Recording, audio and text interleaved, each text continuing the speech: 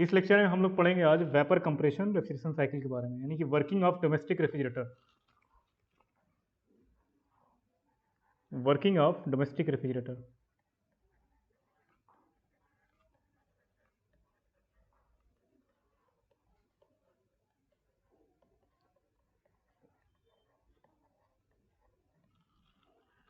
तो इसके last lecture में हम लोगों ने पढ़ा था रेफ्रिजरेटर के बारे में। तो रेफ्रिजरेटर क्या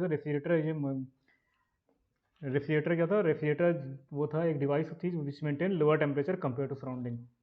तो अगर डोमेस्टिक रेफ्रिजरेटर की बात करें तो हमारा जो डोमेस्टिक रेफ्रिजरेटर है वो एक साइकिल होती है, VCRS साइकिल, जिसका फुल फॉर्म है वेपर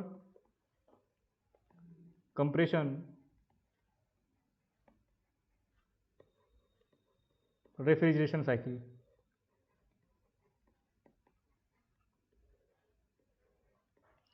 हमारा जो डोमेस्टिक रेफ्रिजरेटर वो वेपर कंप्रेशन रेफ्रिजरेशन साइकिल पे वर्क करता है। तो इसमें कौन कौन से मेन एलिमेंट होते हैं ये हमारा डोमेस्टिक रेफ्रिजरेटर में, वो डिस्कस करेंगे हम लोग। तो इसमें 4 डिफरेंट एलिमेंट होते हैं। फर्स्ट एलिमेंट है हमारा इवेपरेटर, कंप्रेशर,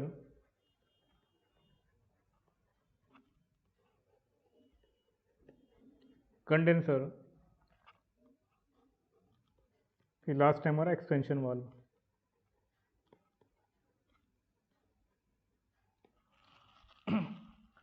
तो डोमेस्टिक रेफ्रिजरेटर में हमारे 4 एलिमेंट लगे होते हैं मेनली: इवेपरेटर, कंप्रेशर, कंडेंसर और एक्सपेंशन वाल्व। अब देखेंगे हम लोग कि इवेपरेटर का फंक्शन क्या होता है, कंप्रेशर का, कंडेंसर का और एक्सपेंशन वाल्व का। और VCRS साइकिल जो वेपर कंप्रेशन रेफ्रिजरेशन साइकिल पे हमारा डोमेस्टिक रेफ्रिजरेटर है वर्क करता है, तो उस साइकिल को ड्रा भी करेंगे हम लोग यहाँ पे।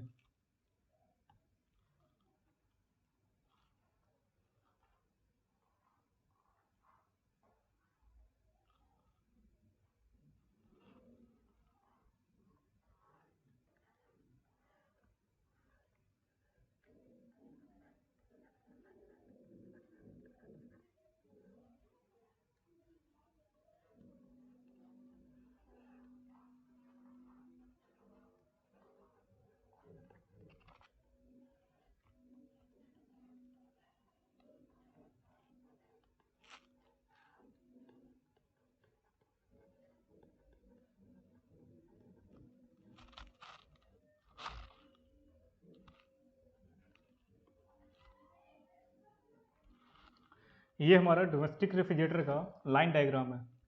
तो इसमें 4 एलिमेंट लगे हुए हैं: इवेपरेटर, कंप्रेशर, कंडेंसर और एक्सपेंशन वाल्व। एक्सपेंशन वाल्व तो ये सिंबॉलिक रिप्रेजेंटेशन एक्सपेंशन वाल्व का, कंप्रेशर का, इवेपरेटर का, ये कंडेंसर का। तो इस साइकिल में हम देख रहे हैं इस साइकिल की जो डायरेक्शन है वो क्लॉकवाइज है, सॉरी एंटी क्लॉकवाइज है। इस साइकिल की डायरेक्शन एंटी क्लॉकवाइज है। तो हम जानते हैं कि all anti clockwise cycles are power consuming cycles and all clockwise cycles are power producing cycle. तो जब हम लोग हीट इंजन पढ़े थे तो उसमें देखे थे कि जो साइकिल का डायरेक्शन थी वो एंटी क्लॉकवाइज थी, तो वो पावर प्रोड्यूसिंग साइकिल थी, पावर हमको मिल रही थी उसमें। और जो रेफ्रिजरेटर होता है वो पावर कंज्यूमिंग साइकिल होती है, क्योंकि इसकी डायरेक्शन जो होगी एंटी क्लॉकवाइज डायरेक्शन होगी।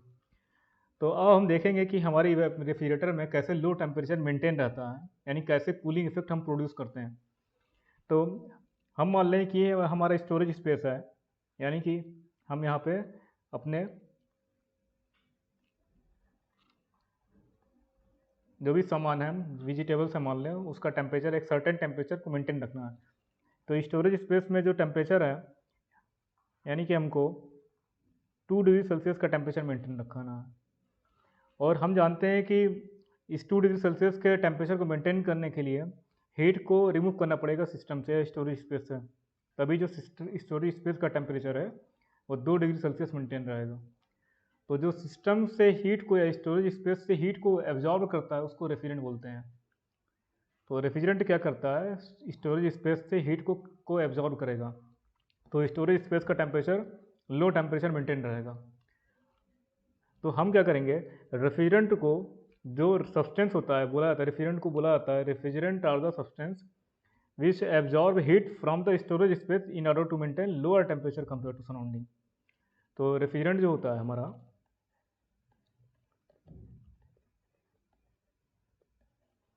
रेफ्रिजरेंट जो होता है एक सब्सटेंस होता है जो सिस्टम से हीट को एब्जॉर्ब करता है लोअर टेम्परेचर मेंटेन करने के लिए। और रेफ्रिजरेंट में डिफरेंट डिफरेंट टाइप्स के होते हैं। जैसे हमारा वाटर रेफ्रिजरेंट होता है, अमोनिया रेफ्रिजरेंट होता है, कार्बन डाइऑक्साइड रेफ्रिजरेंट होगा, सल्फर डाइऑक्साइड होगा रेफ्रिजरेंट, CFC क्लोरोफ्लोरोकार्बन होगा, हाइड्रोफ्लोरोकार्बन होता है HFC,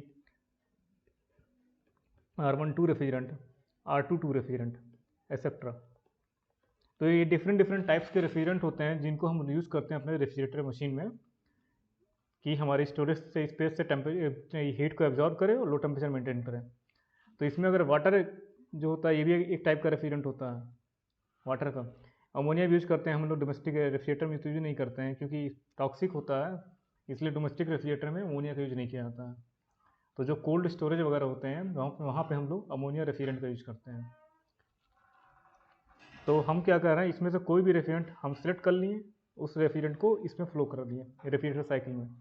तो जब इवेपरेटर हमारा, मान लें जो हमारा टेम्परेचर है रेफ्रिजरेंट का वो 2 डिग्री सेल्सियस यहाँ पे है और 0 डिग्री सेल्सियस का टेम्परेचर है हमारे रेफ्रिजरेंट का।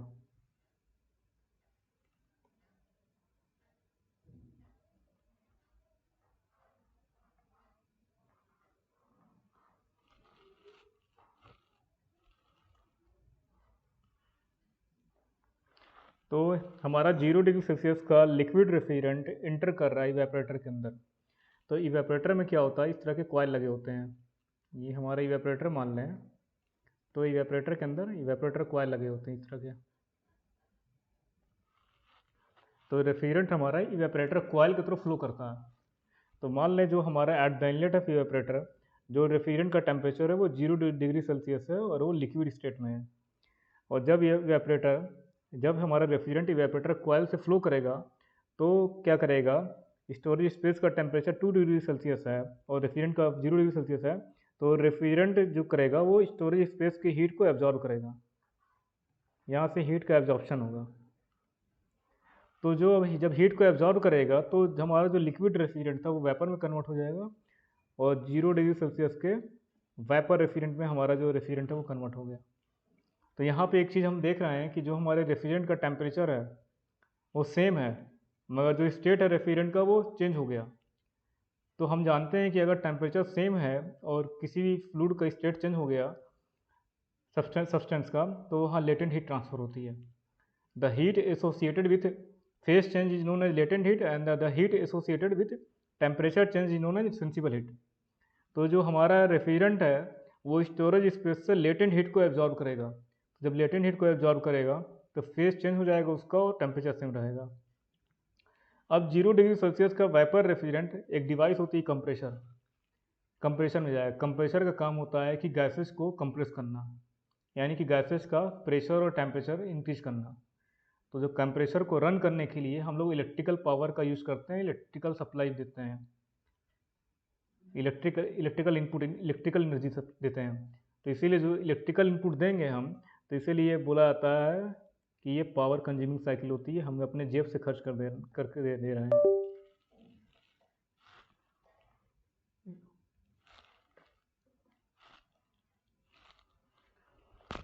यानी कि बोला जाता है कि हम पावर इनपुट जो दे रहे हैं, यानी कि बिजली हम देंगे अपने जेब से, पॉकेट से दे रहे हैं, तो इसीलिए बोला जाता है ये पावर कंज्यूमिंग साइकिल होती है।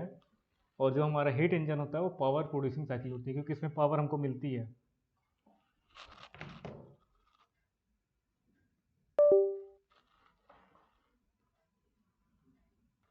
क्या हो रहा है इसका साइड में?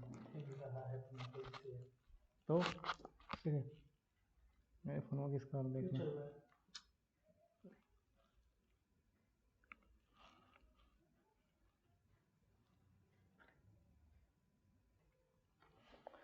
तो यानी कि जो हमारा लिक्विड रेफ्रिजरेंट है वो 0 डिग्री सेल्सियस पे इंटर करेगा इवेपोरेटर कॉइल के अंदर, और इवेपोरेटर कॉइल में जब इंटर करेगा तो स्टोरेज स्पेस की जो हीट को है उसको एब्जॉर्ब करेगा, तो वेपर में कन्वर्ट हो जाएगा।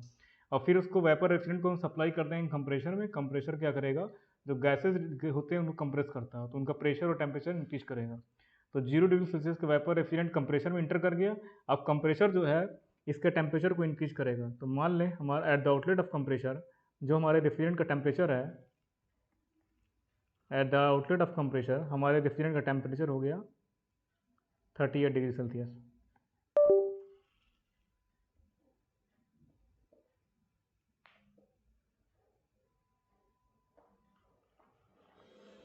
थर्टी एट डिग्री सेल्सियस हो गया।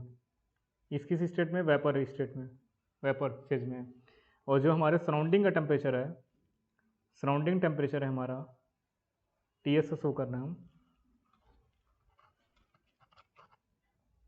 और जो सराउंडिंग का टेम्परेचर हम मान रहे हैं हमारा है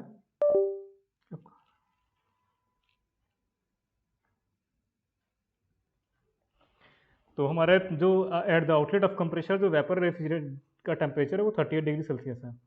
और जो रूम टेम्परेचर है हम मान रहे हैं अपना सराउंडिंग का टेम्परेचर 30 डिग्री सेल्सियस है। अब 38 डिग्री सेल्सियस का वेपर रेफ्रिजरेंट इंटर करता है कंडेंसर में। तो कंडेंसर क्या होता है? एक टाइप का हीट एक्सचेंजर होता है जिसमें हीट रिजेक्शन होता है। तो जब 38 डिग्री सेल्सियस का वेपर रेफ्रिजरेंट कंडेंसर के अंदर इंटर करेगा और सराउंडिंग का टेम्परेचर 30 डिग्री सेल्सियस है, तो टेम्परेचर डिफरेंस की वजह से जो हीट होगी हमारी वो सराउंडिंग में रिजेक्ट होगी। तो यानी कि हीट रिजेक्शन होगा कंडेंसर से सराउंडिंग में।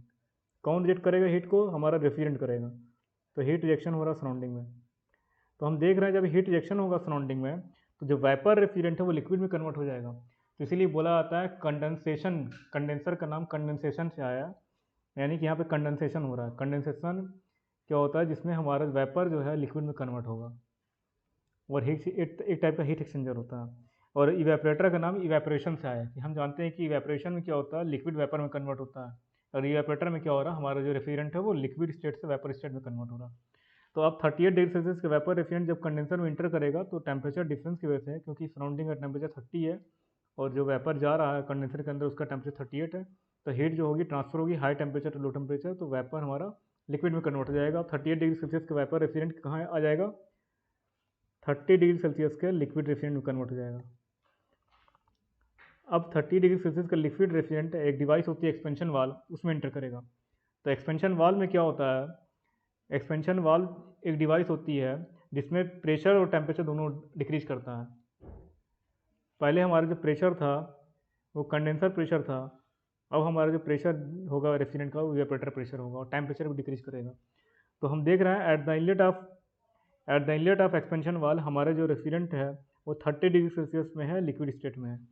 और eight the outlet of expansion valve हम देख रहे हैं हमारे रेफ्रिजरेंट का टेम्परेचर 0 डिग्री सेल्सियस का हो जा रहा है और लिक्विड फेस में है, हमारे लिक्विड स्टेट में है। तो एक्सपेंशन वाल्व क्या करता है? एक्सपेंशन वाल्व प्रेशर और टेम्परेचर दोनों को डिक्रीज करता है। और फिर हमारा 0 डिग्री सेल्सियस का लिक्विड रेफ्रिजरेंट इवेपोरेटर में इंटर करेगा, फिर इवेपोरेटर से हीट को एब्जॉर्ब करेगा स्टोरेज स्पेस से, फिर साइकिल इसी तरह रिपीट होती रहेगी। तो हमारा जो रेफ्रिजरेंट है उसका फेस चेंज होगा और साइकिल रिपीट होती रहेगी। तो इस तरह हमारा जो डोमेस्टिक रेफ्रिजरेटर है जो VCRS साइकिल पे काम करता है, वेपर कंप्रेशन रेफ्रिजरेशन साइकिल में। और इसको वेपर कंप्रेशन क्यों बोला जाता है साइकिल? क्योंकि यहाँ पे हम वेपर को कंप्रेस कर रहे हैं। हमारा जो रेफ्रिजरेंट है वो वेपर स्टेट में है और कंप्रेशर का काम होता है कंप्रेस करना, प्रेशर टेम्परेचर इंक्रीज करना। तो हम यहाँ वेपर को कंप्रेस कर रहे हैं इसलिए इसका नाम दिया गया वेपर कंप्रेशन। और रेफ्रिजरेशन साइकिल यानी कि हम रेफ्रिजरेंट है हमारा वेपर फेज में उसको कंप्रेस कर रहे हैं।